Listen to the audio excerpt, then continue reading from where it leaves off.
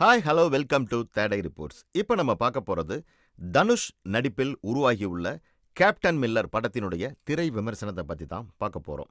அருண் மாதேஸ்வரன் இயக்கத்தில் மிகப்பெரிய ஒரு ஆக்ஷன் ஜானராக உருவாகியிருக்கக்கூடிய படம் தான் கேப்டன் மில்லர். சத்யஜோதி ஃபிலிம்ஸ் தயாரிப்பில் அருண் மாதேஸ்வரன் இந்த திரைப்படத்தை இயக்கியிருக்காரு. படத்தில் சுருக்கமாக ஒன்லைனரில் சொல்லணும் அப்படின்னா என்ன சொல்லலாம் அப்படின்னு பார்த்தோம்னா, வஞ்சத்துக்கும் சுயநலத்துக்கும் மத்தியில் நடக்கிற ஒரு மிகப்பெரிய போராட்டம் அப்படின்னு சொல்லலாம். ஏன்னா படத்தில் ஆரம்பத்திலிருந்து இறுதி வரைக்குமே முழுக்க முழுக்க ஆக்ஷன் சீன்களால் நிரப்பியிருக்கார் அருண் மாதேஸ்வரன். துப்பாக்கி குண்டுகளும் தோட்டாக்களும் வெடித்து சிதறும்போது திரையரங்கு மொத்தத்தையும் அலற விட்டிருக்கார் இயக்குனர் ஜி.வி. பிரகாஷ்குமார். தனக்கே உரித்தான பாணியில இசையை கொடுத்திருக்கார் அப்படின்னு நம்ம சொல்லலாம். இந்த படத்துல பார்த்தோம்னா பிரியங்கா மோகன், சிவராஜ்குமார், விஜி சந்திரசேகர், சந்தீப் கிஷன், வினோத் கிஷன், நிவேகிதா சதீஷ் உள்ளிட்ட மற்றும் பலர் நடிச்சிருக்காங்க.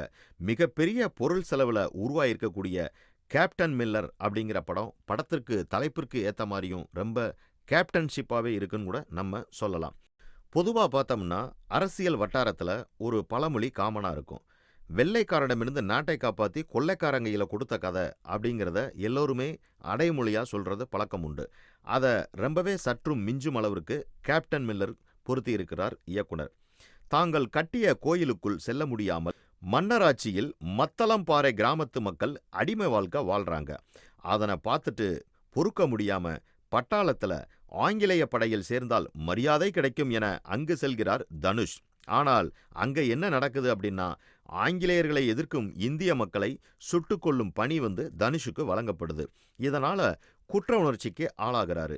ஊர் திரும்பக்கூடிய தனுஷ் கிராமத்து மக்கள் என்ன பண்றாங்கன்னா, நீ இங்க வேண்டான்னு சொல்லிட்டு ஆங்கிலேயருடைய இதுக்கு போன, ஆனா திரும்பவும் எதுக்காக ஊருக்குள்ள வர்ற அப்படின்னு சொல்லிட்டு ஊரை விட்டே துரத்துறாங்க. இதனால காட்டுல நாடோடி வாழ்க்கை வாழ்றாரு. அவரை புரட்சி கூட்டம் அரவணைக்குது. ஆங்கிலேயரை எதிர்த்து சண்டை செய்கிறாரு. இதனிடையே மன்னராட்சியில பொக்கிஷமா பாதுகாத்த கோயில் சிலை ஆங்கிலேய அரசால் அபகரிக்கப்படுது. அதனை பொறுக்காத மன்னர் குடும்பத்தினுடைய வேண்டுகோளுக்கு இணங்க தனுஷினுடைய கூட்டம் அதை திருடச் செல்றது. சென்ற இடத்துல தனுஷ் அதை கச்சிதமா திருடினாங்களா இல்லையா, இல்ல அவருடைய சுயநல முடிவு ஒட்டுமொத்த கிராமத்தையும் பாதிக்குதா, என்ன நடக்குது அப்படிங்கிறத தான் இயக்குனர் ரொம்ப தென்னந்தெளிவா திரைக்கதையில கொடுத்துருக்காருங்க. ஆங்கிலேயர் மன்னர் பகைக்கு நடுவே மத்தளம்பாறை மக்கள் பந்தாடப்படுறாங்க.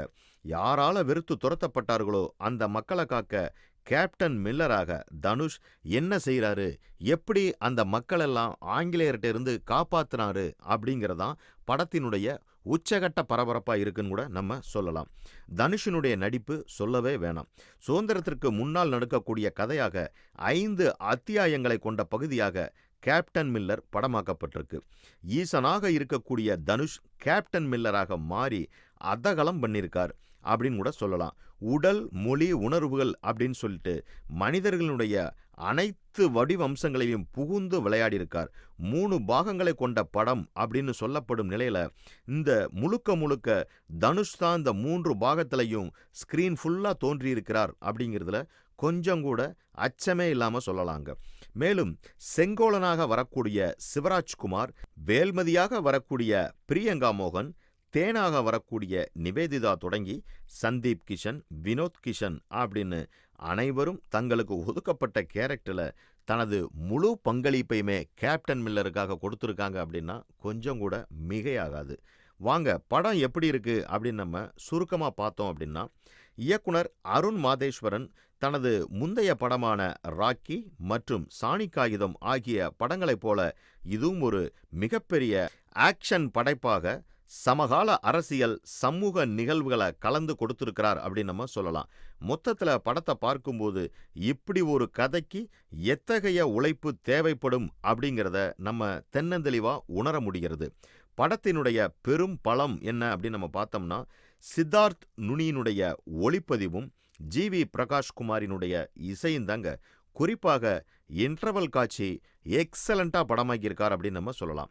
மேலும் சமூகத்தில் காணப்படக்கூடிய தீண்டாண்மை, பெண்ணடிமைத்தனம், சுயநலத்திற்காக பயன்படுத்தப்படும் மக்கள், சமூக நீதிக்காக போராட செல்பவர்களால் அவர்கள் சுற்றியுள்ள மக்களுக்கு ஏற்படும் பாதிப்பு அப்படின்னு ஆங்காங்கே சமூகம் சார்ந்த நிகழ்வுகளையும் ரொம்ப அழகா எக்ஸலண்டா பதிவு செஞ்சிருக்கார் இயக்குனர். அதே போல நம்பிக்கை தவறில்லை, ஆனால் அது மக்களை ரொம்பவும் பாதிக்காத வகையில இருக்கணும் அப்படிங்கிறதுல ரொம்ப குறிக்கோளோட ஒரு நுனி கூட அதிலிருந்து பிறழாம இயக்குனர் தனது நேர்கோட்டில் இந்த படத்தை எடுத்துட்டு போயிருக்காருன்னு சொல்லலாம். மேல் கீழ், ஜாதி, பணக்காரன், ஏழை, எந்த நிலைமையாக இருந்தாலும் பெண் அடிமையாகத்தான் இருக்கணும். பெண் பேச்சை கேட்க வேண்டுமென்றால் அவள் அதிகாரத்தில் இருக்க வேண்டும். நீ யாரு, உனக்கு என்ன வேணுங்கிறத பொறுத்து நான் யாருங்கிறது மாறும். சிங்கம் ஓநாய் கதை தாங்க போன்ற வசனங்களுடன் கேப்டன் மில்லரை பளிச்சிட செய்திருக்கிறார் இயக்குனர். வஞ்சத்துக்கும் சுயநலத்திற்கும் மத்தியில நடக்கிற கதையில தொடக்கம் முதல் இறுதி வரை துப்பாக்கி தோட்டாக்களையும் வெடிகுண்டுகளையும் சிதற விட்டுருக்காரு சொல்லலாம். இதை கொஞ்சம் எடிட்டிங்ல குறைச்சிருந்தா இன்னும் கொஞ்சம் படம் எக்ஸலண்டா இருந்திருக்குன்னு சொல்லலாம். மொத்தத்துல கேப்டன் மில்லர் ஒரு மிக தரமான சம்பவம் அப்படின்னு நம்ம சொல்லலாம். ஒரு மிக தரமான ஆக்ஷன் படைப்புன்னு கூட சொல்லலாம். இந்த மாதிரி சினிமா செய்திகளை உடனுக்குடன் தெரிந்து கொள்ள தேடை ரிப்போர்ட்ஸை பாருங்க, கமெண்ட் பண்ணுங்க, லைக் பண்ணுங்க, சப்ஸ்கிரைப் பண்ணுங்க, ஷேர் பண்ணுங்க.